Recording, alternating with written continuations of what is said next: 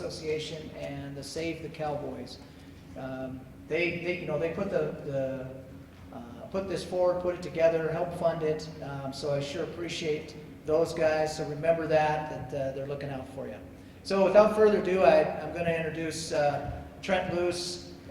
He's fairly well known around the ag communities from Nebraska. He has a radio program and podcast. He's really done a lot. He's very interesting. The one thing that I thought was interesting is I found out that he apparently holds some sort of a record in barrel racing. He's apparently got the best time on a three-legged horse. So you have to ask him about that. Trent, here you go. A three-legged horse? That doesn't even make sense. Who voted for him to be county commissioner? What county do you represent again? Actually, I told Ross to be creative, and I would judge his creativity, and I would call that about a B-, to be honest.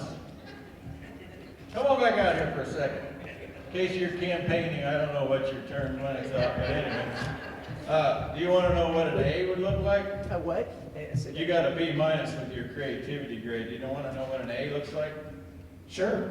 So I was in Frankenmuth, Michigan a few years back, and this young lady came up to me, and unlike Ross, she was actually prepared. She had a printed off piece of information. She said, "You really want me to read all this?" I said, "Nah, it'd be much better if you just make it up." She said, "Okay." She then went to the podium and she said, "I think we're really in for an interesting treat tonight because you see, Trent Lewis grew up a poor black child in downtown New Orleans and then continued on for like 3 minutes. That's an A, you're to B-." Yeah, well, I graduated from Ferguson. That's about what I got. So. Yeah, but Lori Cox tells me you couldn't win a speaking contest if your life depended on it. All right. Thank you so much for being here. I really appreciate it. I appreciate the introduction. I appreciate all the counties that are here. And I've never thought a guy named Biden would do anything good, but apparently he's doing something really good. Because he's getting people to pay attention and show up and become empowered. And that's why we're here this evening. I've spent the last 21 years, and by the way, I've been very fortunate to speak here in Lewistown several times. Kind of the theme of the day, if you look at who created the entire vision behind Save the Cowboys, my first trip to Lewistown was actually to speak to the Montana agri-women. Karen Yost at the time was leading the charge. And so, why is it, guys, that these women are always creating and making us look like the backseat drivers? They're getting it done. So more power to the women that continue. And I'm a father of 3 daughters, so I can say that quite handily, and we just continue to empower the women. But in 21 years, I have found that the great challenge that we have is people just don't understand the cycle of life. And I'm going to introduce Margaret in a little bit. She's going to talk about what everybody wants to know, which is 30 by 30, and that entire executive order, which contains a lot more than just that. But at the end of the day, our great challenge in food production, really I want to extend it to all of small business, is that people have become so disconnected, not only with where their food comes from, but we have an entire group of legislators today that want to mandate away from fossil fuels, which is the biggest part of the executive order that we're going to talk about, because we can just have cars that run on electric. We don't need to do anything but just plug it into the wall. Completely oblivious that over half of our electricity comes from coal-fired power plants. That disconnect continues to be our problem. And I kind of learned this up close and personal one day. It's my favorite story. I'm driving in southern Minnesota across Interstate 90, and I come into La Crosse, Wisconsin. I drink a lot of coffee, just kind of wired that way. But I hate those lids.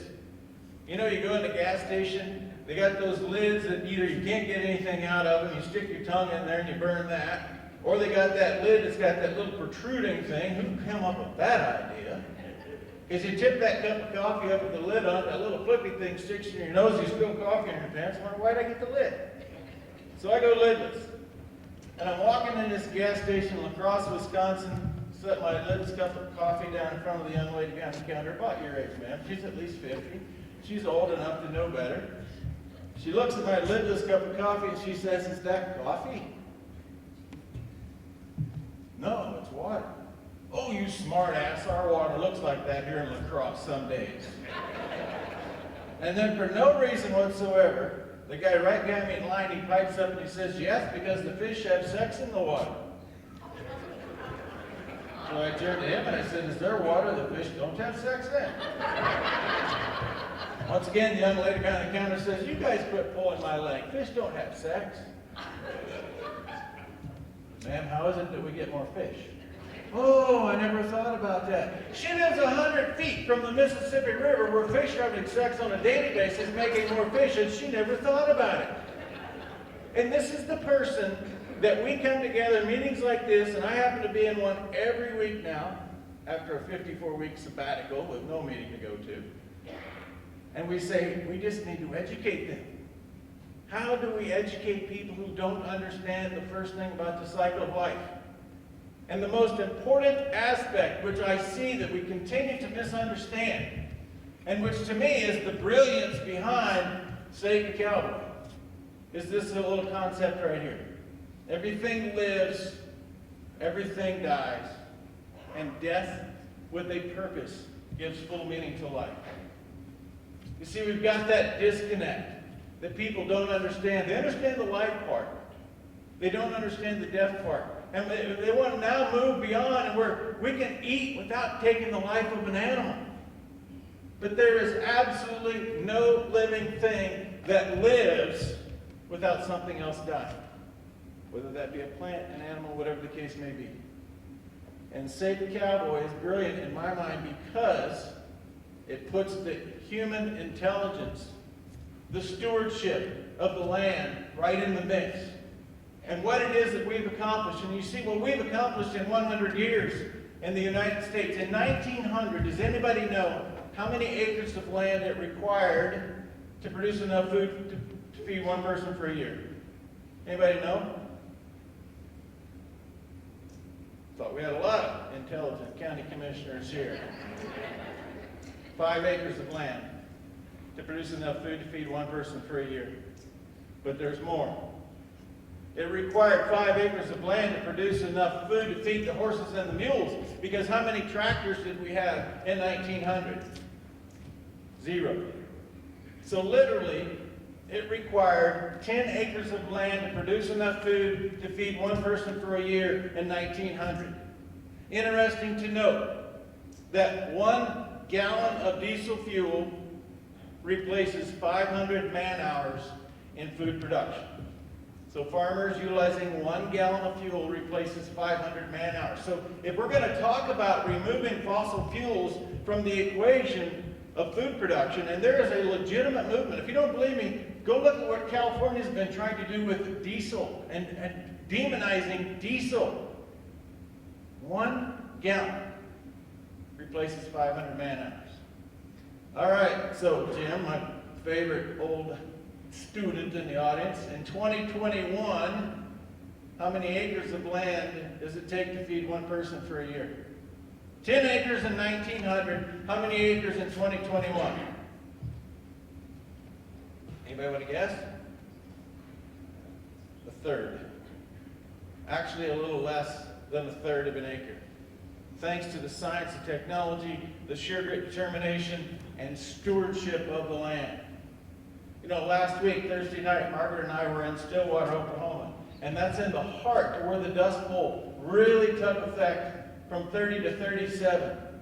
And I was fortunate to interview Albert Rutledge on Thursday night, who was born in 1924. He can tell you everything you want to know about the Dust Bowl. But you know what nobody talks about? From 2000 to 2007, the Great Plains of America had less measurable precipitation than we did from 1930 to 1937. Did we relive the Dust Bowl? No, we did not. In fact, in the Great Plains of America, we produce more food each and every year with less measurable precipitation than they had in 1930, 1937. Why? Management of the resource. Soil health. Cowboys, farmers, stewards of the land, finding a way to increase soil health, increase the ability, the resilience of the soil to weather Mother Nature. You know, they talk about restoring, or Margaret's going to talk about restoring to its natural state. Its natural state means that Mother Nature destroys it every once in a while. Nobody understands that. So it's unfortunate, and Margaret comes from a state of Nevada, that's where she grew up, where they have moved away from grazing and logging and all of these things that were part of that resource providing, taking care of things. And now they have record fires every single year. Elko County alone had one fire burned 1 million acres. And if you look at all of the pollutants that came from that one fire, and you compare that to the top 10 polluters according to the EPA, it takes 10 years for the top 10 oil companies to match the pollutants from one fire in Elko County for one summer. Who's sharing that message? That's the real question of the day. And it all comes back to the same thing. The ability of man to take care of the resource, to produce more with less, which is exactly what we've accomplished. You know, at the end of the day, I truly believe what we're doing is God's work. And we take care of the resource that He created, and we improve the planet, and we improve human health. Reminds me actually of another story. Farmer John passed away, and he went to the pearly gates, and St. Peter was there. Farmer John was not necessarily happy to be no longer on earth, but he was happy to be at the pearly gates, and said, "I'm here, Farmer John." St. Peter looked at the entry list for that day, and he says, "No, we have no farmer on our list today to get into heaven." Farmer John says, "There's got to be a mistake. Farmers and ranchers, we take care of God's creation. That's our whole livelihood. We don't never try to accumulate wealth. We just want to take care of God's creation and improve the planet and improve human health. There's got to be a place in heaven for every farmer." Nope, St. Peter says, "No Farmer John today." Hits the button, boom, Farmer John goes straight to hell. Wasn't long, farmer ingenuity was kicking in. You know that story about duct tape and baling wire. Farmer John was creating hell as somewhat of a comfortable place. In fact, he figured out how to make some refrigeration and had some elevators and was getting around, and hell was suddenly becoming not so bad thanks to farmer ingenuity. Well, God caught wind of the fact that there was a farmer in hell making it somewhat comfortable, and he couldn't have that. So he rang up the devil and he said, "Devil, look, I understand there's a farmer down there where we made a mistake. He was omitted." I'm sure it was a Dominion machine they were using at the time. And so we just need to get the farmer back up here to heaven. The devil says, "No, God, you know the deal. Once you're in hell, you're in hell." Well, God kind of uncharacteristically kind of lost his cool, and he said, "Now look, devil, either you get me my farmer back up here, or I'm going to file a lawsuit against you." The devil just laughed and he said, "Oh, good luck finding an attorney up there." Which at the end of the day, I think is why we're all here. We have too many attorneys, period. So, you know, I just want to kind of express this, and then I'm going to get Margaret up here. And for the planning of the rest of the evening, Margaret's going to give a presentation, and then I'm going to be Phil Donahue. For those of you under 40, that means I'm going to run around the audience with a microphone and allow you to introduce yourself and ask questions, Terry, so you can be a part of that. And I don't quite frankly care whether you agree or disagree with anything that's said. I will make sure that all discussion remains respectful and that it is constructive at the end of the day, good, bad, or indifferent. I do welcome all thought processes to that. But the final thing that I want to share before we move on is if you think any of this has been an accident, I don't think you're paying attention. You know, just like 2 years ago, there's a lot of buzz and a lot of media hype about how we no longer need animals. We can just go to plant-based proteins. And then we move into the era where, you know, cows are causing climate change. In fact, more significant than cars, even though the science doesn't verify that. And Dr. Frank Mittler proved that the entire United Nations livestock's long shadow was wrong, and livestock contributes about 2.3% of all greenhouse gases in the United States. But at the end of the day, do the greenhouse gases really matter? Because what is a greenhouse gas? Carbon dioxide and plant food. And the more plant food we have in the atmosphere, the more plants that grow. And the more animals that we have that are consuming, because all animals consume plants, and the more animals that we have, the more plants that we need, the more atmosphere, the more nutrients we absorb from the atmosphere, and it's what we call the cycle of life. And in fact, if you follow Alan Saver, you know that he has documented that we can increase the number of animals because it'll cause an increase in the number of plants that are needed, and the life will get better. And re-desertification has been proven. I was in Globe, Arizona one day on a mountain, only it wasn't a mountain. It looked like a mountain. Globe, Arizona has got a big mining business, and they had all of these mine tailings. And the community was just fed up with the mine tailings because it was just a pile of sterile dust. And they turned that sterile dust into a mountain of grass. Simply by haying cows, making paddocks, and rotating those cows over a period of a couple of years, they created a fertile, rich mountain of grass to feed cows. So the answer to a healthy planet is better management of the soil, better management of the system, and more animals to make it go around. So everything that we're fighting right now is about removing and disrupting that cycle of life. And that's why we're here. And when we talk about fighting for what is right, there's one guy that I know some of you met, I understand was in Malta a few years back, Wayne Hayes, the late Wayne Hayes from Nevada. Took on the federal government, probably had plenty of people who told him, quit doing that, Wayne, it'll break you, you can't stand, you can't take them on. Well, not only did he fight, he created 4 kids that I know that are fighters as well. Margaret Byfield comes to us today from Texas, American Stewards of Liberty. We've been very fortunate to be partnering up for the last month or so, getting around the country, empowering people, because everybody wants to know, what exactly does that mean, 30 by 30, the land grab? And I'm here to tell you that if you find somebody that understands all of the technical issues that the federal government is trying to implement to remove your property rights, I'd like you to point them out to me, because I haven't met anybody that knows it more inside and out than Margaret Byfield. Are you going to come join us, Margaret? It's all yours. Thank you. Ladies and gentlemen, Margaret.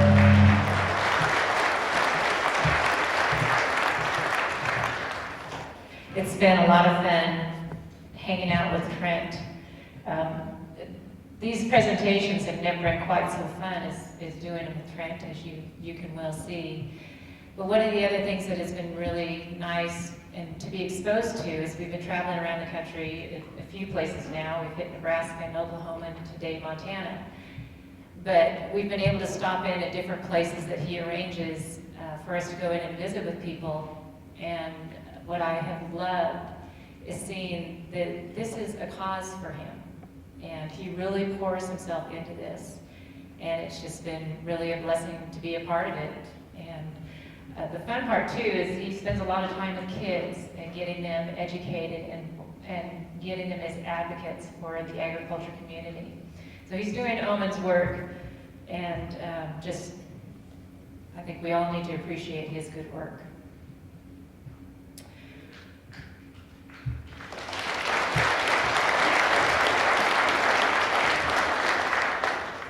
So as Trent talked, I come from a family that was kind of ushered into this property rights battle at a pretty young age. We bought a ranch when I was 10 years old in the middle of central Nevada. Typical cow-calf operation in Nevada. We ran on 1,100 square miles, and it came with our private base property and then the federal grazing allotments.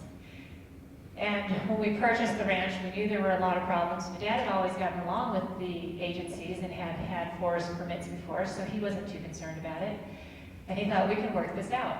Well, day one, they made it very clear that they were going to take the ranch. And so we were in a regulatory battle from the beginning of owning that land. The first thing that happened to us was there was a little spring that was up in Meadow Canyon, and the Forest Service came in and fenced it off. Well, we had 2 court decrees that said we owned that water. And so Dad went out and said, look boys, you need some water? Let's work something out, but don't steal it from me. And that started it.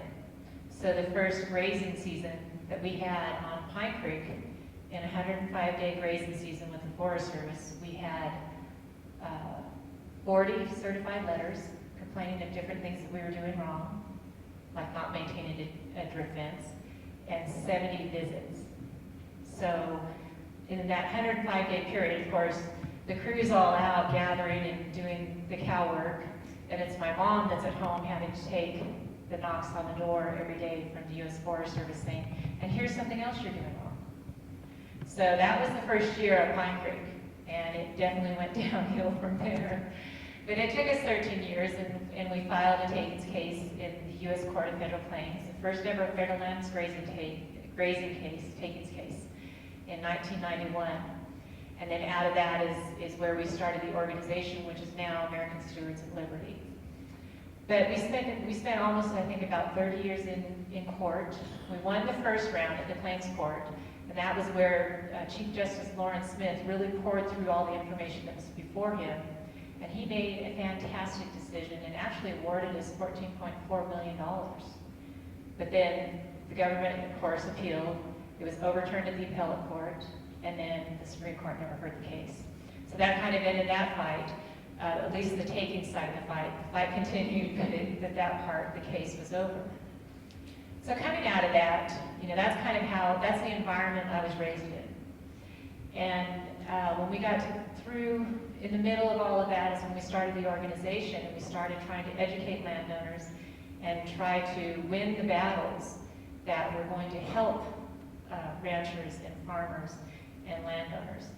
And so from there, we have evolved into getting involved in a lot of big fights over the years, some pretty successfully that we're pretty proud of. So when the 30 by 30 fight came up, we knew it absolutely was something that we had to get into. I want to tell a story because it really became poignant to me today as we were out looking at the APR, and I appreciate the tour that I was taken on. It was really interesting to get on the ground and see what you guys are really up against. But Thomas Jefferson wrote a letter back to a Reverend James Madison, different than the James Madison we're familiar with, after a day of walking through the French countryside. He was the minister of France at the time. And on his walk, he had met up with this very, very poor lady who was headed to another town just to see if she could find some work. She had a couple kids at home, no way to buy food, absolutely dirt poor, didn't know how she was going to feed her family. And so he struck up a conversation with her and learned a lot about how she lived. And then he gave her a little bit of money before she went on her way, and she just broke down crying because she had not seen that kind of compassion, and what little he gave her was so much to her. But he did it because she had helped him with directions. It wasn't a handout. And so he comes, after his tour, he comes back and he pens this letter to Reverend James Madison. And he said, he goes through the whole story, and he said, what was so poignant was that you have this very, very poor lady, and we're walking through this protected countryside that is owned by the kings, and the royalty can use, and it's their hunting land, it's their recreation land. But this poor lady couldn't go out there and pull a stick for firewood. But it is absolutely full of natural resources, from timber to good farmland to pasture land. It could provide so much, and just a little of it would provide so much to that one individual. And he looked at the imbalance of property ownership being owned by the kings or the administrative state, the big conglomerate of elites, and then the masses, because this lady represented the masses. She was one of the populace. She wasn't one of the few, she was one of the many who was literally starving. And he said, whenever there's a country with that kind of imbalance, where the government owns everything and the people have nothing, there is injustice.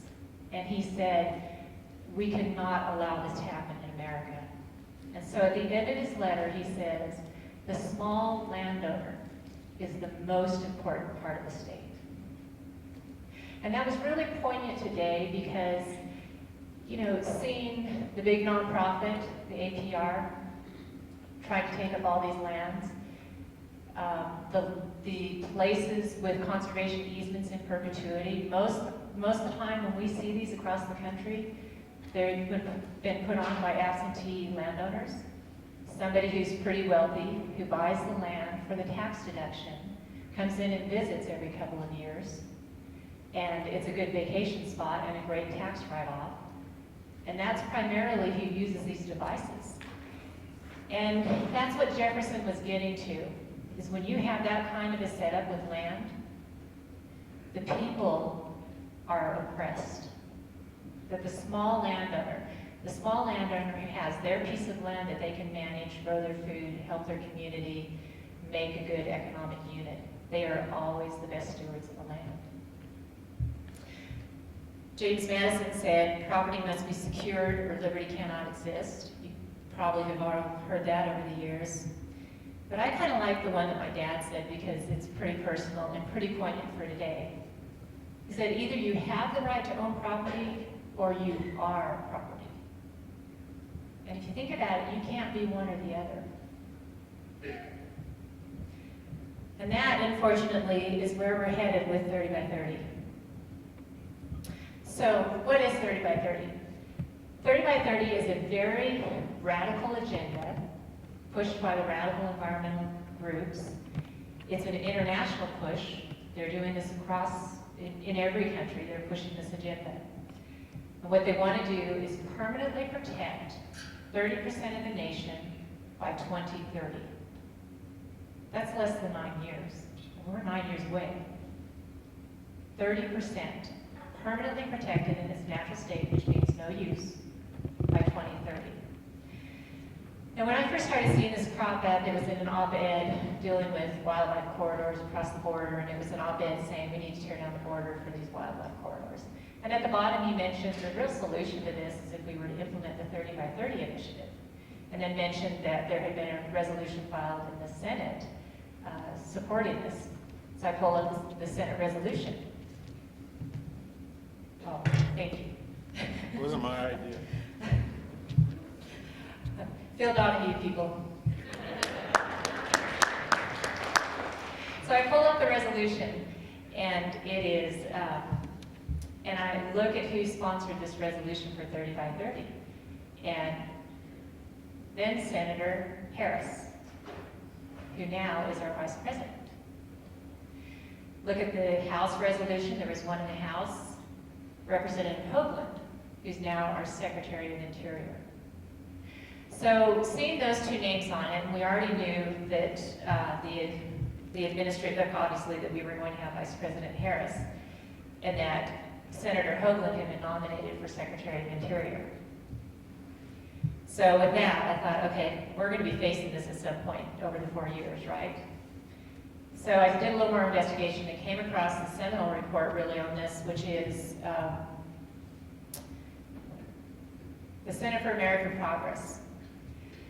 And this is a group that was started by George Soros, funded by Weiss. He's a Swiss funder that funds a lot of these very aggressive environmental agenda issues. Bloomberg, John Podesta. You can go to their website and they will tell you that they are all about the progressive agenda and moving our nation to a socialist nation. They don't even hide it. So they produced this report, How Much Nature Should America Keep? And this is really, the reason I put this up here is I want you guys to remember it. And if any of you guys really want to, get fired up and mad, you ought to read it, because this is the playbook. This is what we're looking at for the next 4 years. The opening paragraph, I think, says a lot. This is kind of the tone. The United States is quietly losing its remaining forests, grasslands, deserts, and natural places at a blistering pace. Every 30 seconds, a football field worth of America's natural area disappears to roads, houses, pipelines, and other developments. The rest of the report reads about that well. So some of the key points in the report. They say 1 million species will go extinct in the coming decades if we don't implement 30 by 30, including 1/3 of all species in America. So this is the reason for 30 by 30. We're losing a football field of habitat every 30 seconds. 2/3 of the development is occurring on private lands, but only 1% of private lands in America is protected. Only 12% of the total lands are protected, permanently protected in their natural state. And they also you can drill down and you can find the language where they talk about the need to focus on areas of high biodiversity and productivity. So productivity, those are working lands. Remember that term, working lands, because you're going to hear it a lot over the next 4 years. So we did a little report. We put out Liberty Matters News Service, which is an email service that we send out. And this is the day after the inauguration, and we did this little story saying, okay, heads up guys, we think 30 by 30 could be coming our way, so let's start getting brushed up on what it is, right? Well, to our surprise, 6 days later, 30 by 30 is put in the Climate Crisis Executive Order 14008. So it came a lot quicker than we were thinking, and it's just one little simple statement there at the bottom. And there's not a lot of detail. There's not a lot of information at all. It directs that there be a report done in 90 days and given to the National Climate Task Force on how to implement 30 by 30. But at the same time, the Department of Interior issues a fact sheet. And the fact sheet gives us a little bit more information. Put this up. And it's 60% of the land is in its natural state. We're losing a football field every 30 seconds. 1/3 of the U.S. wildlife will go extinct. That 12% of the lands are currently protected at the level that they want to see. So where did that come from? That came from the CAP report, the first report that we looked at. So when we saw this language in the fact sheet, we thought, okay, the Center for American Progress report is really their playbook. So what is the 12% that's already protected? So that seems to be a key number. So what are they looking at when they talk about what they're protecting, and what do we watch out for that they want to protect? It's national parks, wilderness areas, state parks, national wildlife refuges, national monuments. And what's really key to understand is private lands with conservation easements in perpetuity. And why that's important is because they think private lands with conservation easements in perpetuity has the same level of protection, guaranteed protection, as wilderness.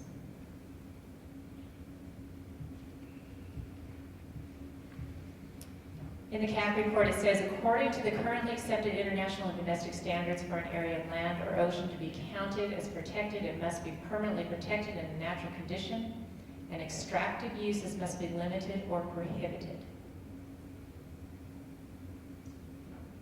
So let's look at how much land we're talking about. 2.27 billion acres in the U.S., 30% would roughly be about 681 million. What they say is already permanently protected is 272 million. So 28% of the nation is already federal lands. So as you can tell, they're not talking about we're just going to consider the federal lands the 30%. They're talking about a more restrictive level with the 12%. Now let's do their math. This is where clearly they were not educated at Fergus High School, because I think Fergus High School could do better math than this. But here's their math. So every 30 seconds we're losing a football field, so that's 3,000 acres a day. That's 1.1 million acres a year. So what would it be by 2030? 11 million acres. That's not a lot of land, right? I mean, really. Why did they want to take 68.1 million acres? If their own math says this is all we're losing, they want 681 in 11 years. This is kind of what it looks like. National Geographic had published this. The 12% box is the little one, the 30% is the big one. Now, the executive order is very explicit about how they want to work with landowners. They're not explicit, but it just makes the point that they want to work with landowners. And you will hear this over and over and over again. They're here to work with landowners. Everything's going to be voluntary with the private landowners. And they're just wanting to help all of us manage our land better. But don't just look at what they say, watch what they do. So February 11th, which is 14 days later after the executive order, they issue the Secretary of Interior, the acting Secretary at that time, issued Secretarial Order 3396, which revoked Secretarial Order 3388. And what that order did was give states and local governments veto power over any federal land acquisition. So remember, they want to work with you, and they're here to help you, but they just took away a very strong protection you had to stop them from taking land in your county.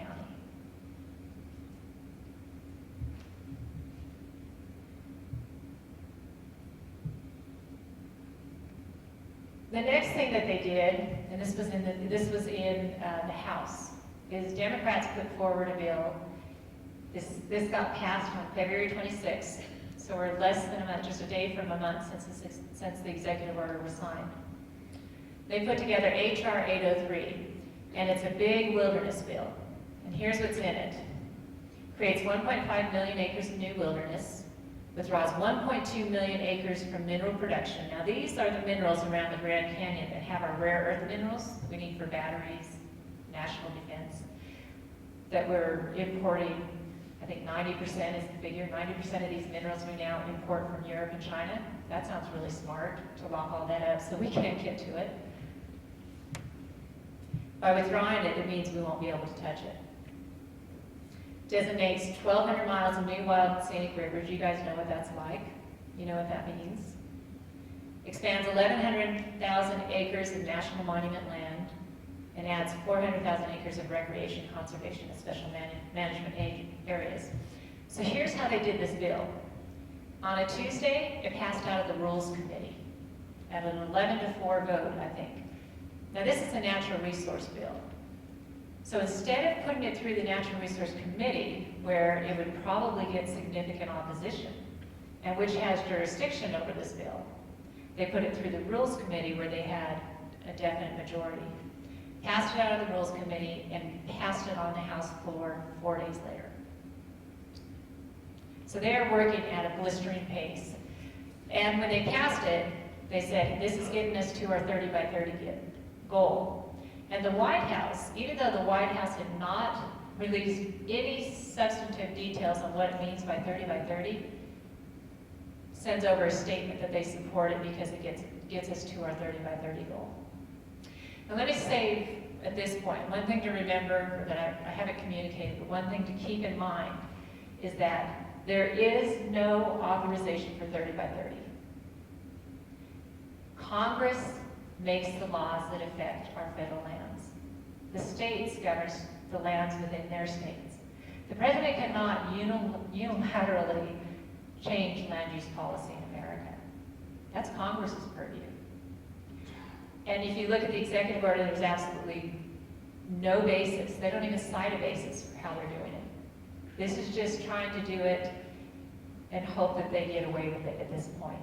However, we've got to be very mindful of Congress because they obviously, there's plenty of members that want to see it get done as well. So we've got to watch everything that Congress is doing to make sure that they don't slip something in that we don't see. But that's really important to understand. They don't have the authority to do this. This H.R. 803, I find this kind of interesting. It was sponsored by Representative DeGap. This is her little district in Denver.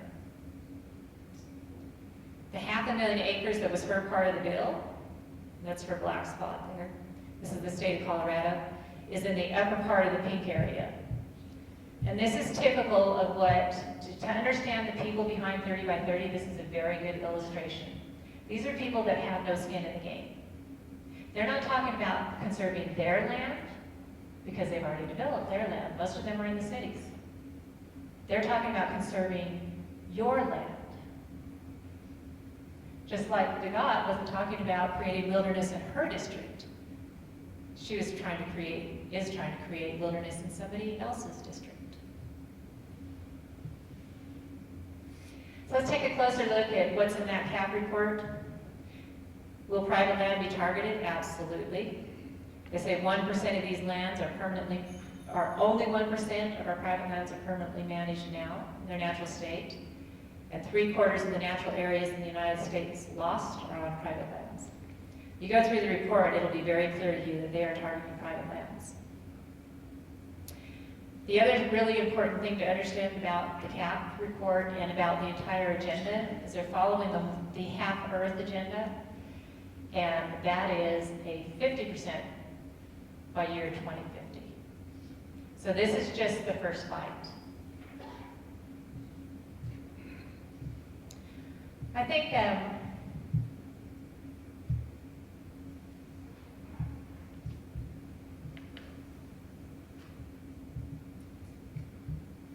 so just some key points to kind of wrap this up. There is no authority for 30 by 30. There's no credible science supporting the program. Everything is done from the crisis perspective. The proponents do not have any skin in the game. And if there's one more thought I can leave you with on these points, it's that you always, in these battles, you always want a seat at the table, right? If you can get in there and try to figure out a way to work with these people who are coming after you, you want to try and do that. But in this case, you guys need to remember, you guys are not looking for a seat at the table because you are on the menu. You are the main course.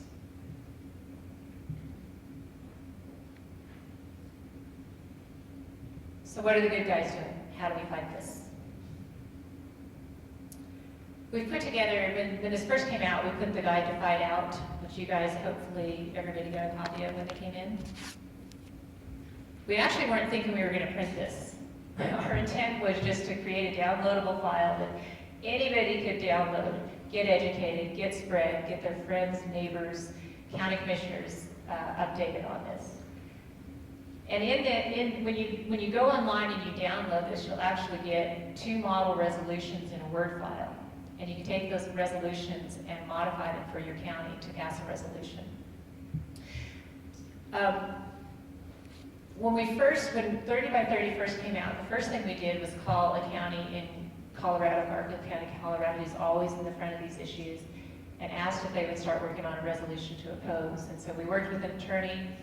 The county got it done. That was Garfield County, Colorado, and passed the first resolution. And then we took that resolution and made it a model so other people could download it.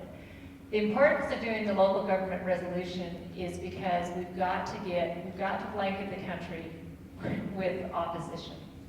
And when you have to get your local governments to pass a resolution, that means you have a quorum of your the planning unit in your area supporting it, and you have the people behind it supporting it. The other thing that happens is that goes up to Washington, D.C., and the people we have back in Washington, D.C. fighting this have something more to fight with than to say, my constituents oppose this. They can say, we have all these local governments who've made it very clear, and they set policy that they will not participate in the 30 by 30 program. So that's really important, and we encourage all of you guys to get your counties to pass the local government resolutions. The other thing that has happened is 64, it might be 62, I have to go back and count the names, members of Congress signed a letter very quickly opposing 30 by 30. It was done very quickly, very well. We were really pleased to see that come out. So the message has been sent to the Biden administration from Congress that Republicans plan to oppose this. Nebraska Governor Ricketts was the first to come out and oppose 30 by 30. And I learned tonight at dinner that your Montana governor has done the same, which is fantastic. And the Nebraska, Kansas Attorney Generals also sent a really important letter, because these are the attorneys for the state saying, we are watching what you're doing on 30 by 30 very closely, and we are prepared to challenge any federal overreach. That is fantastic. So having this level of opposition already starting, that's a really good ground game. And it's already forced the administration to kind of back up. I'm hearing a lot more about, hey, this is just voluntary, we're gonna work with landowners. All that language is really softened now, which is excellent, which means we have to keep up the pressure, continue the pressure, and continue increasing the ground game. This is the letter that was just signed. Oh, yes, this is the newest letter. I forgot about this. So the first letter that Congress sent off, they asked for a briefing, because even though the administration says we're going to be talking to all the landowners, stakeholders, counties, all of these groups, they actually haven't sat down with any of us that oppose it, right? So they asked for a briefing. So the White House did a courtesy briefing. It was about a 10-minute little presentation, and then they took questions. They were given a lot of substantive questions, but not a lot of substantive answers came from it. And so they did, as a follow-up, every member of the House Resource Committee signed a letter which is very scathing to the White House, and on that briefing and how such little information was given to the White House. So, I mean, from the White House.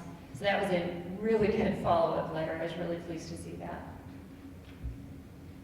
Here's kind of what we look like today, and I'm having a hard time keeping the map up with actual local governments passing these resolutions. But I think Trent told me today he thinks we've got about 20 in Nebraska, so this is not even close. In Kansas, I know a lot of counties have done it, but we don't have the actual resolution in, so I haven't colored them in red yet. But there's a lot of resolutions out there that we don't even have on the maps. These we know for sure. And I should point out, you see Custer County, Idaho? Big red dot up there, the huge red dot? That county is 97% federal. 97% federal. That's completely opposite of like Nebraska, which is 97% private, and Texas, which is 97% private. And we actually have one of the members of the committee that helped get that passed. Jim Hawkins is here somewhere. There he is, right there. He made the trip all the way over from Custer County. And I have to say, this is another one of those counties that when something comes up and we need local governments to jump on and help us take a position that we can advocate, we can call Custer County, Idaho, and they are on it like this every time. And Jim's one of the great leaders there. This map represents the 62 representatives that signed the first letter opposing 30 by 30. That's a pretty good showing. Now we need to work on the east a little bit, I think. And these are the senators that signed that letter as well. You put all these together, there is some significant opposition to 30 by 30. President Biden is not going to get this done easily. Remember, he doesn't have the authorization, and he doesn't have the people if he doesn't have you. So what do? Organize your community. That's the first step in the ground game. You've got to get organized. You've got the guy to fight, get the resolution going, get it passed in your county. That really is key. That is where you set the policy locally to defend from. Remember, every policy that DC sends down has to be implemented locally. If they can't implement it here, it doesn't happen.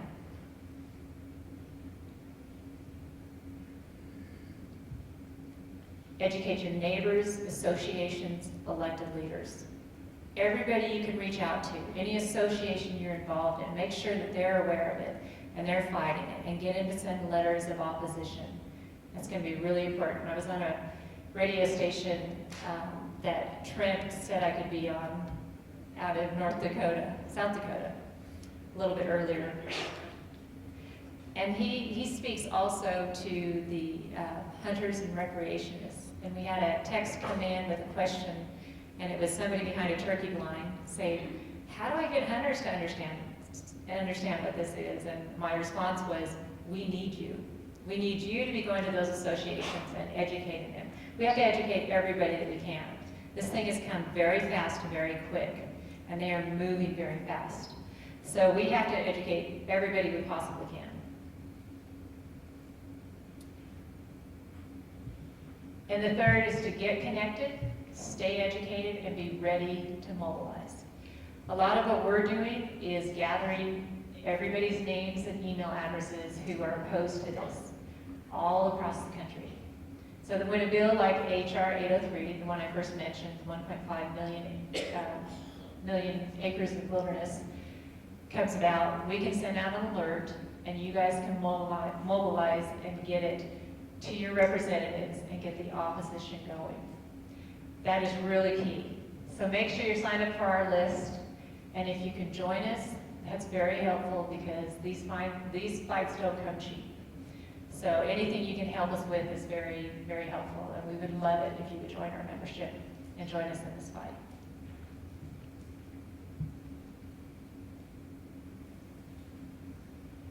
There's a proverb that I think is really on point for this, and it's the horse is prepared for the day of battle, the deliverance is of the Lord.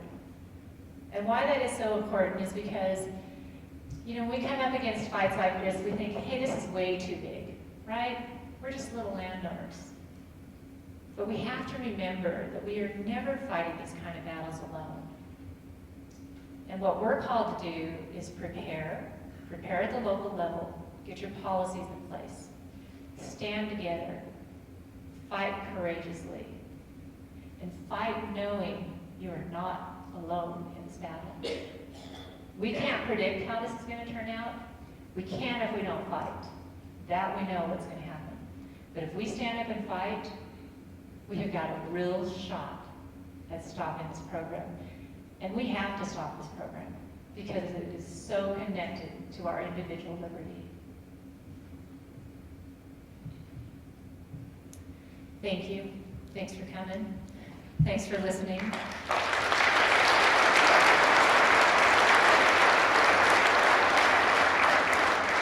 Thanks for standing with us. Did Mike turned me on. That guy, Mike, is good. By the way, I just want to point out, Nebraska's looking pretty good on all your maps. You said Montana, governor's come along. How's Texas doing? Because it's a little bleak down there in Texas, Margaret. Okay, so here's what happened. You know, we did Valentine, right? And it exploded. And Nebraska just went on fire, and they have not quit. And I went home from Nebraska, and I told Dan, my husband, I said, we're looking a little bad over here in Texas. I think we ought to make a few phone calls. We're so busy telling everybody else and trying to educate everybody else, and we haven't been taking care of our home front. However, we are making a little progress. We do have, do you remember the White House doctor who ran for office and is now a representative? He's kind of spearheaded the effort for us in Texas, and he's really good, Ronnie Jackson. So I think we're gonna see a little bit of movement. We're also doing one of these in Texas, and we plan to fire up the troops there too. But yes, we're a little behind the game. Just, you know, every good horse has to be spurred once in a while. Yeah. Throw your hand up, and I'll make my way to you. In the meantime, you clearly pointed out that this is not constitutional, doesn't have the authority to do this. So who's going to hold them accountable and say, you're not doing this? We're going to do it at the local level. Yes, I got one. Oh, I would have never guessed. Tell me who you are. Jim Steinweiser, actually president of Montana Stockgrowers. I'll hold the mic, Jim, because you don't want to give some speech campaign. You touched briefly on hunters. I really think that on the surface, a lot of hunters might be supportive of this 30 by 30. And I think it's very important that we have a sound message to reach them and convince them that this is not in their best interest in the long term. Have you guys worked on a message for them yet? Or? We really haven't, but you definitely identify a group that we have got to get on board. The one thing that we have focused on, however, is that if you really implement 30 by 30 and you do the permanently protected in its natural state, that eliminates access in many ways. And that's what hunters and the recreation industry is really interested in. And so, and the other thing is when you manage land the way that they're talking about managed, like for a wilderness area, you destroy habitat, you destroy the wildlife. So you lose the hunters. And Jim could tell you in his county, you know, that his county is where they introduced the first Canadian wolves back into the U.S. Now, the people in his county live off the land literally. They all have an elk tag. They all go get an elk, and that's in their freezer for the winter. They grow gardens. They literally live off the land. That's becoming rarer and rarer now because the wolf has really decimated the wildlife, all of the other restrictions that are in. And so when you really play out the kind of protection that they want to put in place, it destroys the environment, it destroys the land, and it destroys the wildlife. And I think that's a message that if we can get to the hunters and recreationist group, we could possibly have a little bit of push into. But you're exactly right, that's a constituency that we really have to develop and educate. So, I didn't get to chase any calves today. It looks like Ross is gonna eliminate my running around like a madman. Ross, you got a question? I got one here right up there. Here you go, introduce yourself, John. I'm John Palmer, and I'm a commissioner in Valley County, and I wish we could have had my two fellow commissioners. They're both, you know, in the same camp, but I told them, you know, I can't bring all this back. The more online resources, or actually this presentation, is this something that they'd be able to watch? Trent has stuff on his site, Okay. interviews that we've done, and I have done Zoom meetings with county boards, which is really nice because you guys can ask all the questions you want, and I can do it from Texas, which is really nice for me. Okay. But the Zoom meetings I think really work as well. And I would say stay plugged into Trent's stuff too, because he's gonna be hitting this as well. I believe also we're gonna have an archive right down here with Tim. We'll find that information to get it to anybody that wants it. I'm curious how, Your name is Curious? Hi, Curious. I'm sure. I'm Al Lake, I live west of town here. I'm just curious how this affects the tax base. Do they lose their taxing privileges if it goes into this program? Okay, so if you're in federal lands, and anybody who deals with the federal lands knows you really lose, I mean, the federal government doesn't pay taxes. So anything that goes into the federal government's coffer, you're gonna lose that tax base. The other place where you're gonna lose is on conservation easements in perpetuity.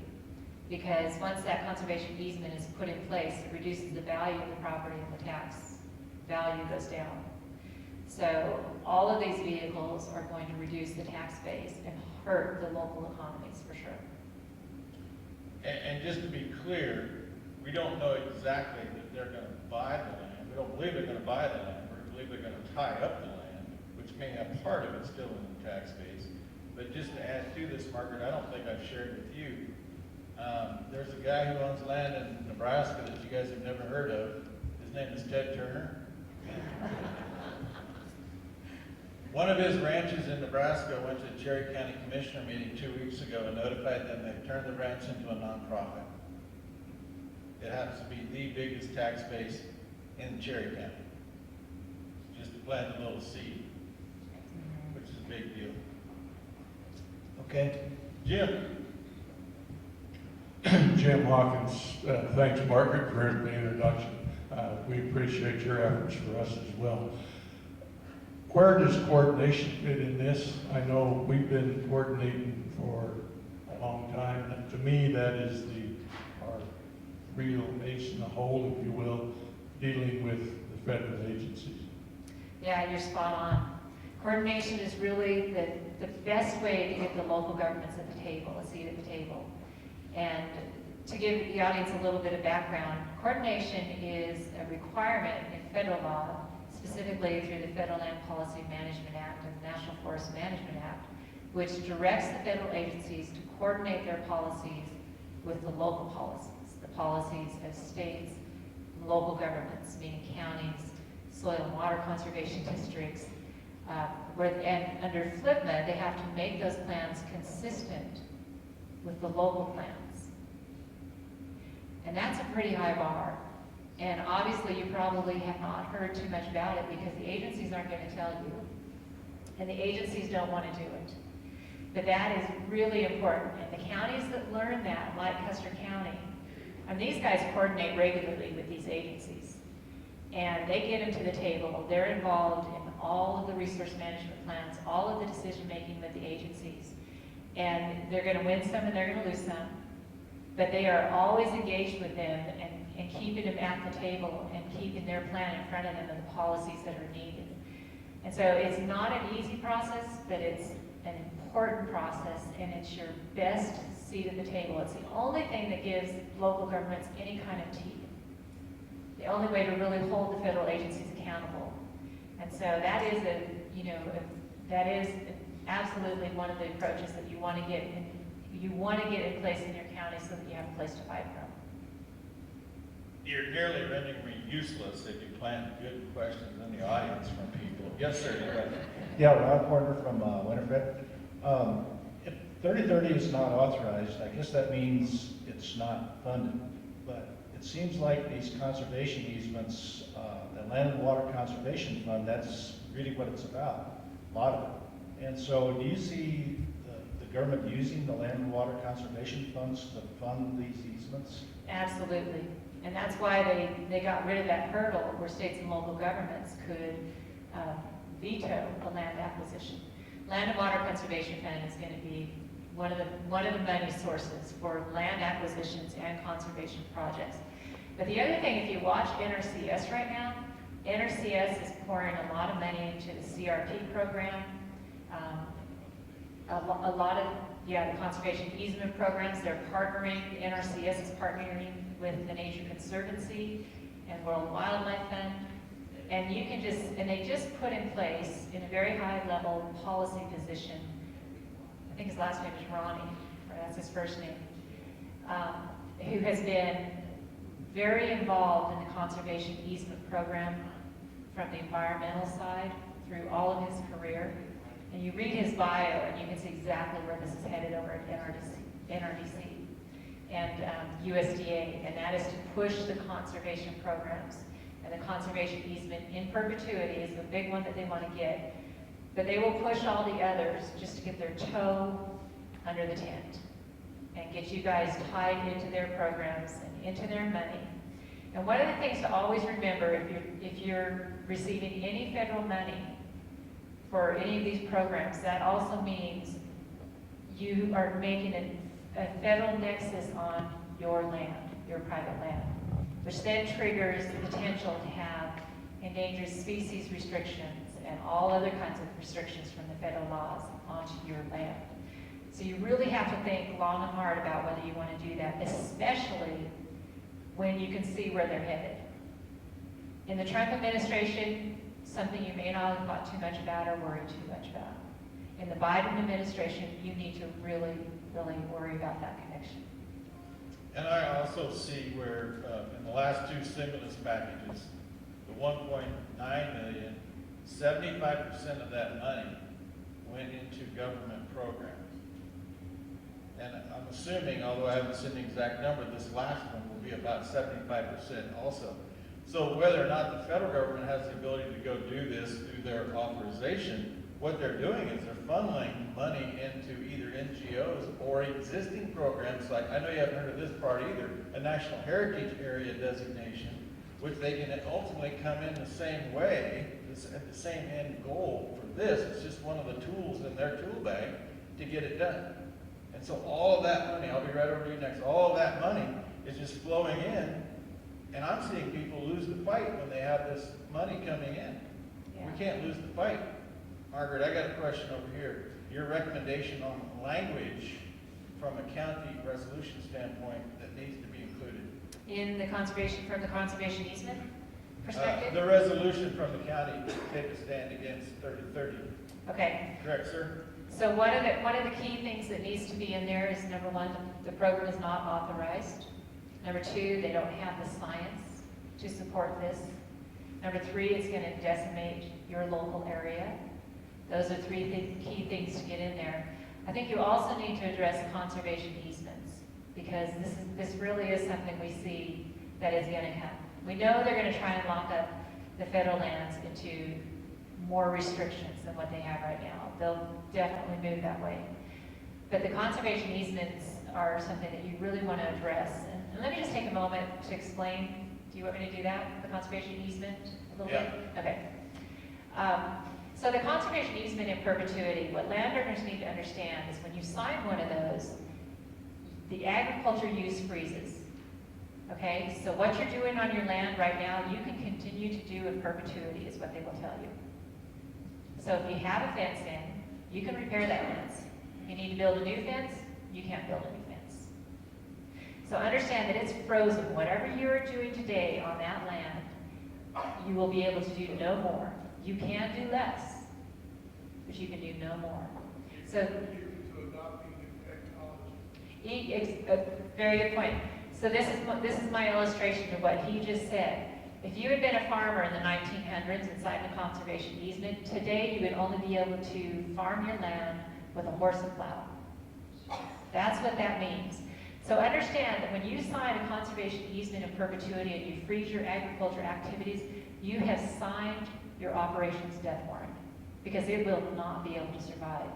And honestly, who can say that good management of the land is to never change your operation? I mean, anybody in agriculture knows that that's 90% of your business is keeping up with technology, keeping up with science, and making sure that you're adjusting to the adjustments in nature, which always happen. But the conservation purpose, which the land trust holds, is adaptive, does change, and is the priority reason for the land at that point forward, meaning everything that happens on your land is for the conservation purpose. So this is why I actually equate private land with a conservation easement in perpetuity to federal land. Because you are no longer controlling that land. You sold that right. The land trust or the federal government, whoever holds that easement, has control of that property in perpetuity. There's so many things that are bad about conservation easements that the land trust will not tell you because they don't have to. They're not a real estate agent. But it's big money to the land trust, and there's a reason for that. Okay, so now I have to play devil's advocate, because we've known for a long time Montana has seen an influx of people that buy land that is not tied to what it needs to be profitable. All of that has mostly happened, Shoto and wherever, closer to the Rockies, and then that forces ranchers to come here and it inflates the cost. And so I see more people squirming when you say that than anything we've talked about, because how do we afford to buy the land when it doesn't work for the purpose that it's geared for, which is cow-calf production, without that conservation easement? You're telling us we're going to put ourselves in a tough position. Yeah, you are. I think that if you're going into a conservation easement for the purpose of trying to save your business, you're still not going to save your business. You've just strung it out.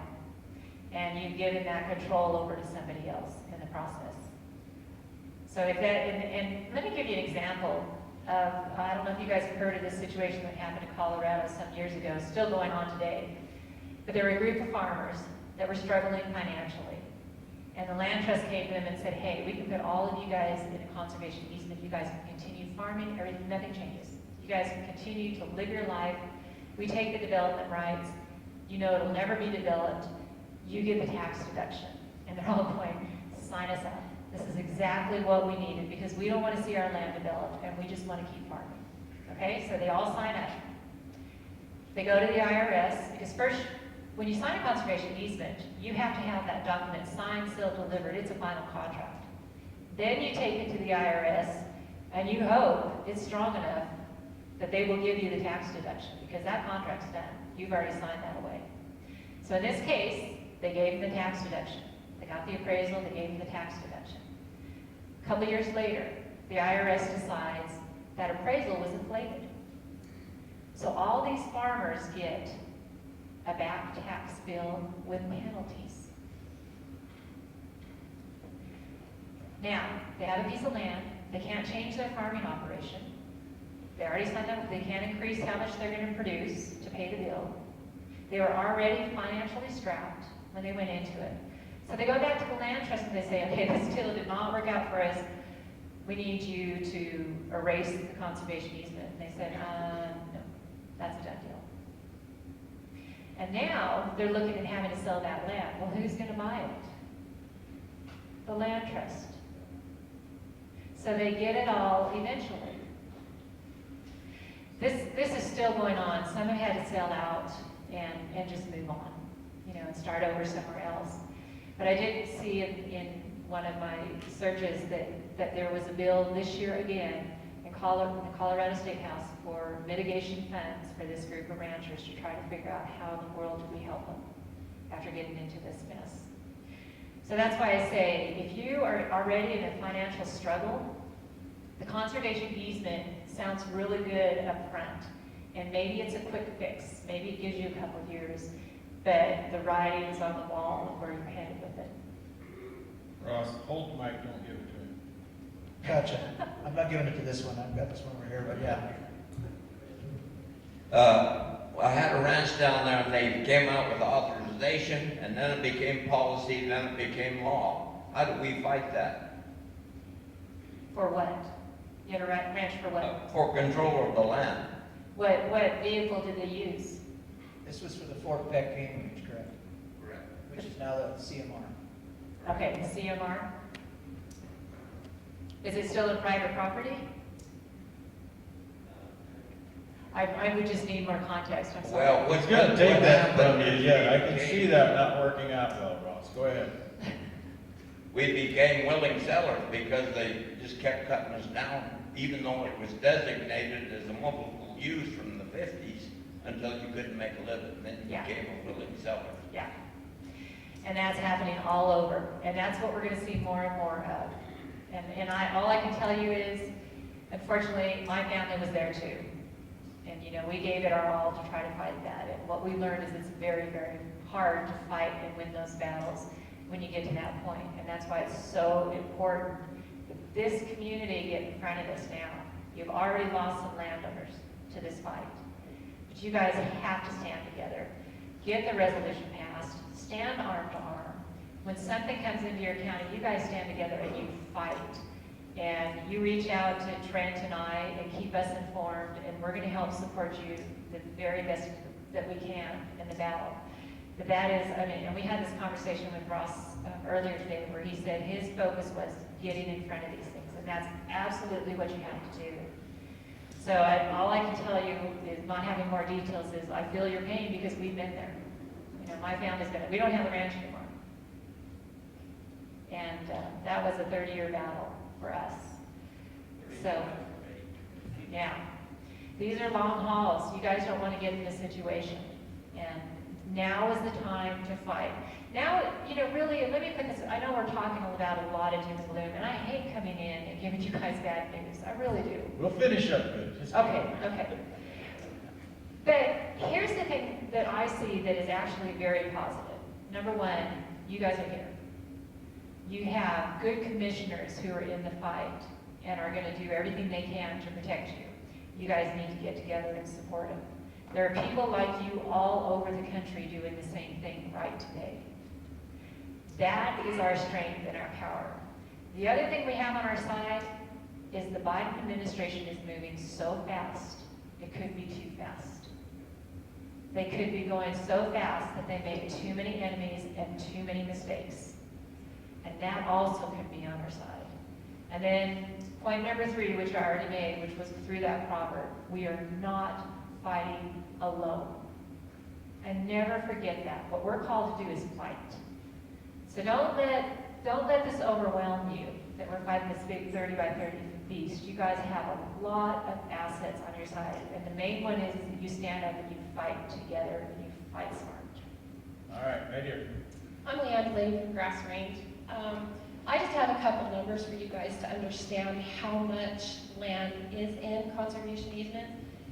The NRCS just put out 5 million acres in the United States has been put in National Conservancy, and 200,000 acres of it are in Montana. USDA put out a statement that said they're going to help us with new income streams for farmers, ranchers, producers, and private foresters.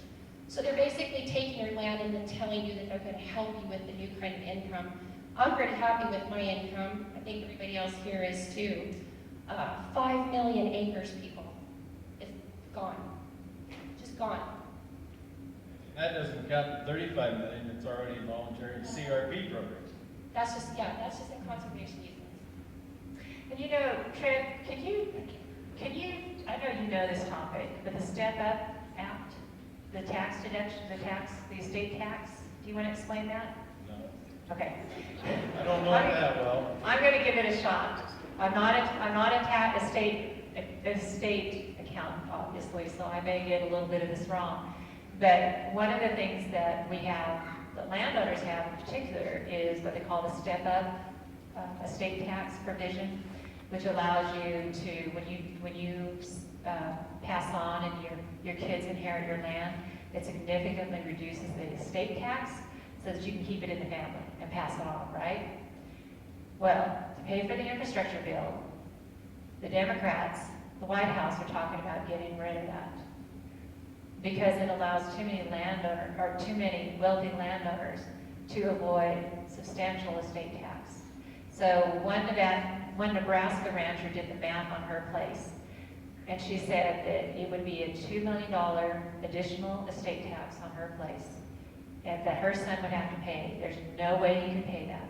So what would his options be? Sell, or hey, there's going to be a nice land trust ready to give you a really good tax deduction for that. So on the one hand, they're saying, hey, we want to work with you. We've got these great conservation programs. We've got this money. We can help you conserve. We can help with technical assistance. We can do all these great things for you. And oh, by the way, we're going to take away your tax deduction so that you're going to have to go our way anyway. And that's really what we see the two hands doing when you put it all together. And all of this is done so far without them telling us any details of what their plans are. But they're already working. All of this stuff is already going on. Okay, Senator Butcher. Don't let him have that. Ed Butcher, one thing I think that needs to be really emphasized is the CRP land. Because when you signed that CRP contract, you sold it to the government. And if you read that contract, it states very clearly that they can, at the end of the 10 years, when they paid you bought your land, they can go ahead and take that land and use it for whatever they want. Right now, they let you pay taxes, run cows on it or whatever, but just wait until they're ready to move forward. And this thing is right. What is it? How many million acres is in that CRP altogether? 35 million. 35 million acres. So they've got that as a head start on this whole thing. Yeah. Yeah. You didn't get his name, Ross. You're not. Said it for him, Senator Ed Butcher. Get that? It's the tale of two. You're not getting any higher grade on your overall exam. It's the tale of two Donahues. Which one's winning? Dana Bellington from Big Sandy. You touched earlier on coordination. Would you explain the difference to some people who might not know how critical the difference is between coordination and cooperation? Gladly. Thank you. That's an excellent question. It's almost like you've been in one of our classes before. So you guys have heard a lot about cooperative agency, right? And this is the way that local governments can get involved and hear about what the agencies are doing when they're in a NEPA process. And that's the key thing to understand. Whenever they're doing like an environmental impact statement or an environmental assessment, which usually comes hand in hand with when they do a resource management plan, they have to do an EIS or an EIS. So whenever they're in the NEPA process, then they will offer counties an invitation to become cooperative agencies. And this allows them to sit at the table during the planning process and kind of hear the inside of the information and the discussions. There's a couple things to understand about cooperative agency. First, when cooperative agency was developed, it was for agencies. So it was a device that would allow the different government agencies to get together. You don't have to do things in the open, in public. You could do it behind closed doors, have some, intelligent discussions on, well, this species is here, this historical factor is here, this, all these things are here, to put together the environmental assessment. That's what it was really designed for. It was a forum for agencies. So that's why it operates behind closed doors, because they can before they make the document public. Coordination is different. Coordination is given to allow for states, local governments, special districts, tribes. All governing units. Okay, these are all units that have planning authority, taxation, that work to protect the health, safety, and welfare of the people, and protect the economy. Coordination was for those entities, and that's where the policies need to be made consistent. So in the cooperative agency process, all you are doing is preparing the environmental analysis. You're just preparing a study. So all NEPA does is study the different impacts according to different alternatives of how an action could be played out. That's all NEPA does. It's just a process document. It just provides a report, an analysis. The Federal Land Policy and Management Act, the National Forest Management Act, those are the substantive laws that say this is what has to be in the plan, and this is how you have to do it. So that's the plan, and under that plan, they have to coordinate those plan policies with the local governments. So that's why the coordination process, because it's with local governments, has to be done open to the public, because local governments can't operate unilaterally. And so that's one reason why the agencies don't like it, because they have to come and sit at the table and have these open discussions in front of the public, and there are things they don't want the public to know about as they're having these discussions. And so they really do try to avoid the coordination process. The coordination is designed for local governments, and that's where you have teeth and authority to talk about your policies and try to make them consistent with your policies. Cooperative agency, all you can do is listen to what they're doing, provide feedback, everything can be ignored. And one of the things I pointed out today is, if you were to go to the agencies and say, you know, if we would either like to do cooperative agency or coordination with you, which would you like us to do? They go, cooperation, absolutely, let's sign you guys up. They do not want you to coordinate because they know how that really does give you a seat at the table. Okay, I've got one last question. Do you think a Where did you statewide, Remind us who you are. We're short memory. Ron Bortner again from Winifred, Montana. Do you think a well-crafted petition signed by, say, across the state, 50 or 100,000 signatures, would that be helpful or to go back to the White House, or would that just be a waste of time? I think it would be helpful. I think any time you can increase the voice back there and give your representatives another tool to fight with, I think it's very helpful. Here's what the League of Conservation Voters has done so far. The first letter that they had signed and they sent back to Congress, which was actually in the last session on 30 by 30, they had signed by 450 elected officials. That's an individual city councilman, maybe an individual county commissioners. That's not the governing body. And so they've used that to try to insinuate that local governments are supporting this effort. Their second letter was signed by 70 mayors, like mayors in Boise, Idaho. And she had this really nice statement about how we have these great green belts. They're wonderful. Shouldn't everybody be doing this? Of course we support 30 by 30. Real good statements. So that's what, Congress, so much is thrown at our representatives back there, and I don't know how much time you guys have spent back there, but they are dealing with issues, different issues all the time, and the turnover is very quick. And so this stuff gets thrown at them, and they need to have quick responses. So anytime they can pull out a letter, we've got this letter signed by 100,000 citizens saying we don't want this, it's a good thing. Is that it, Margaret? Well, it's your show. I'm just here, My show's Jolene's show. You and I are just auditioning for a job with Jolene. I didn't think we did. I don't know. We'll get our report later. All right. We certainly did better than Ross Butcher, no doubt about that. Well, that was a low bar, right? Margaret Byfield, folks.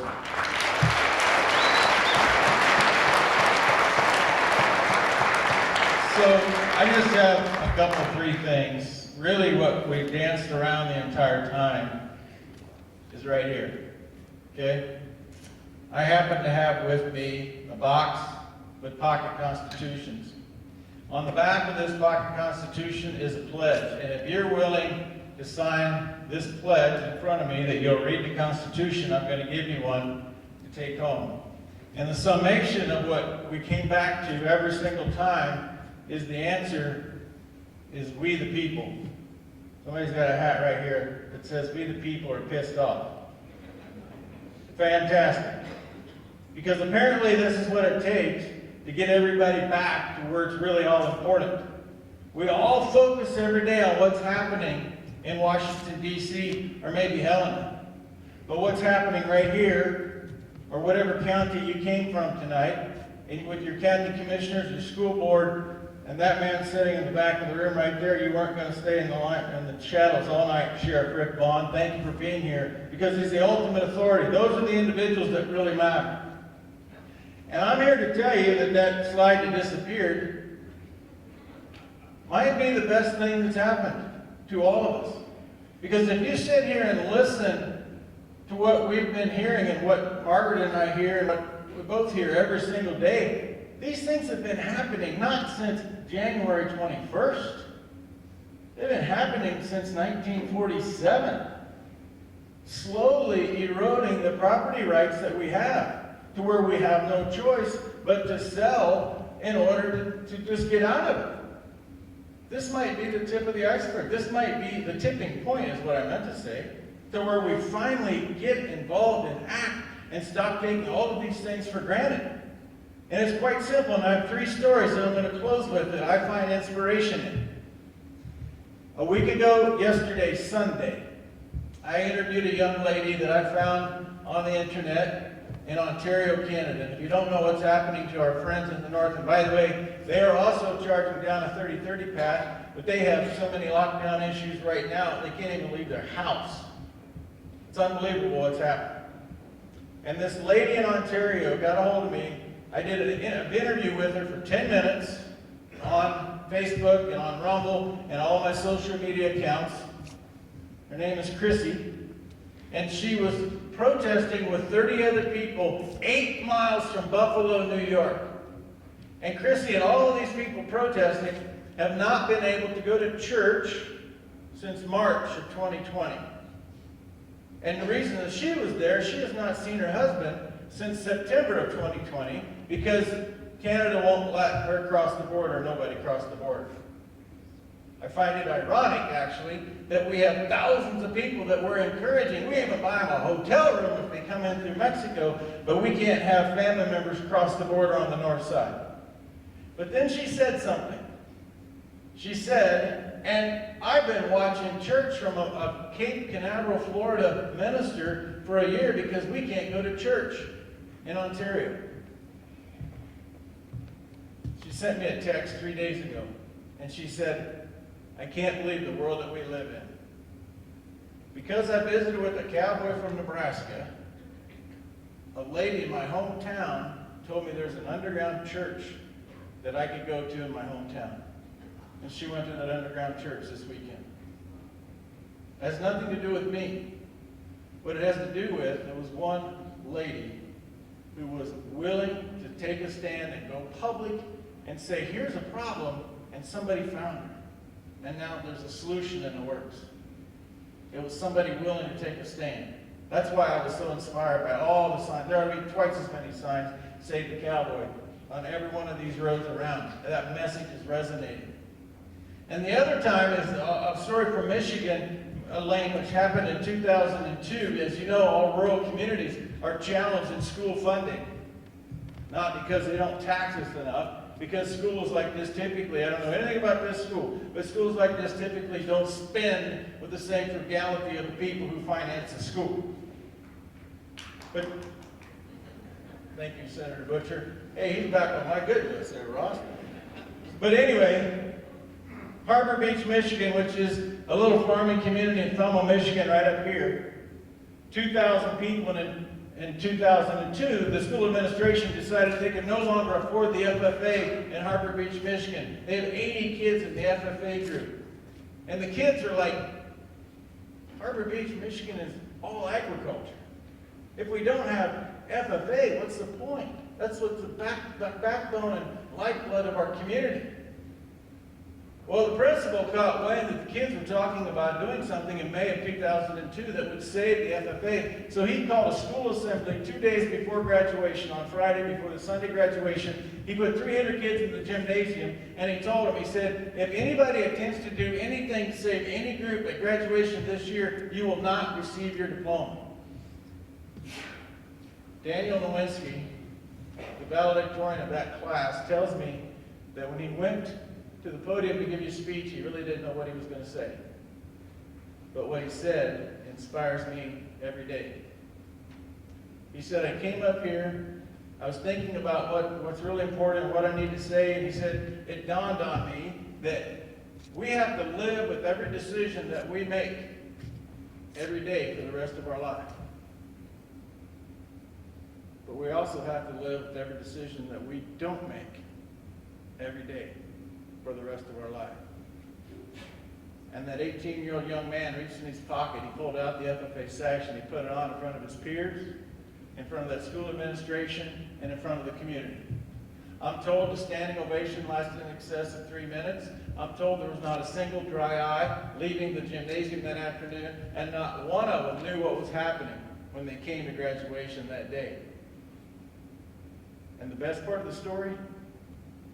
In 2012, I was invited to go speak at the Harbor Beach FFA banquet because 10 years previously, one young man was willing to take a stand and make a difference.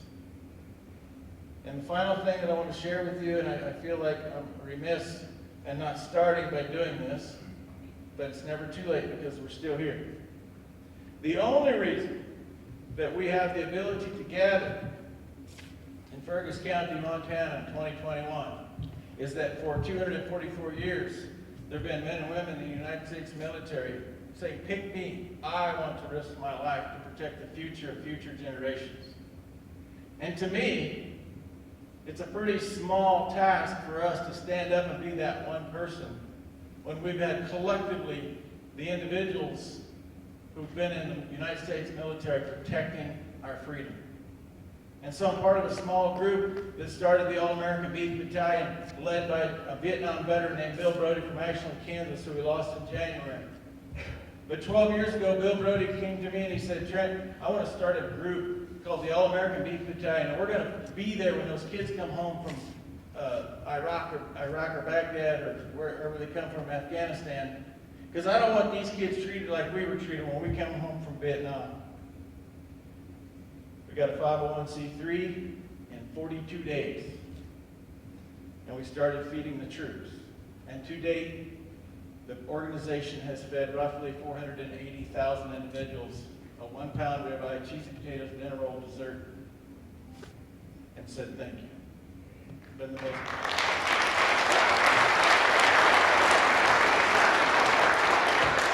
most humbling endeavor of my life to be at Camp Pendleton in Southern California, feed 3,000 Marines, 5,000 twice at Fort Carson, 5,000 at Fort Bliss, you name the place. But the one that I want to leave you with this evening happened September 21st, 2012, Arlington, Texas.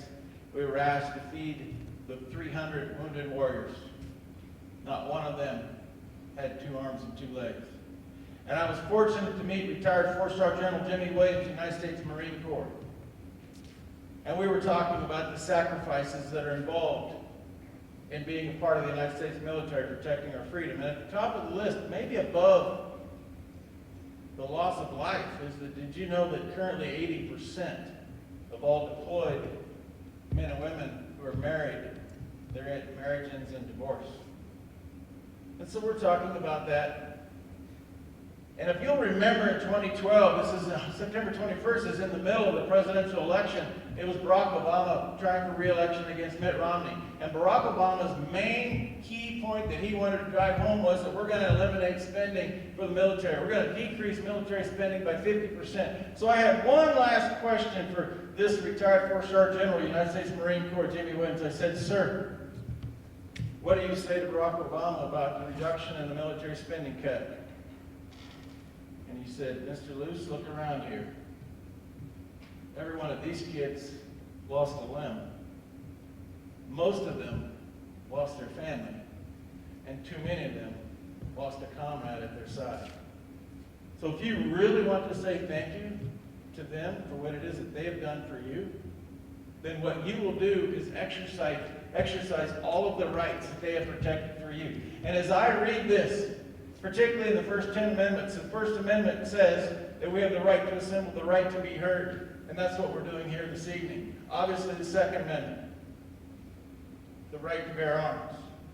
And the truth of the matter is that people don't know what it is that we provide to improving mankind and improving the planet because, quite frankly, we've just been too quiet. This book says that we have a representative republic, and we have representatives here that need to hear from you. So it's just as easy as an 18-year-old at a graduation, or a young lady who's fed up with the fact that the government tells her she can't go to church or see her husband. All it takes is one person in the community or in the school board meeting to stand up and say, we the people, we're pissed.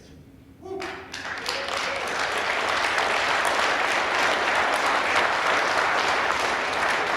And remind people at the end of the day that it always has been and it always will be the individuals, not the institutions, that have made the United States of America the greatest place to call home.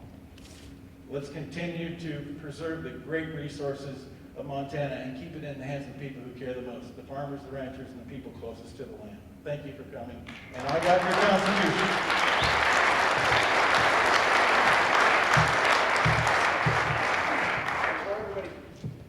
This one's on. There we go. Before everybody takes off, just want you to know that Trent and Margaret, they came out here because they believe in what they're doing, and they did it on their own time. And I think we need to appreciate the fact that these guys believe enough in what's going on in this country and what we can do for it, that we need to step up for them. So on your way out, there's some buckets out there, free will offering. I think it would be appropriate for us to at least help with the cost of getting here and getting home.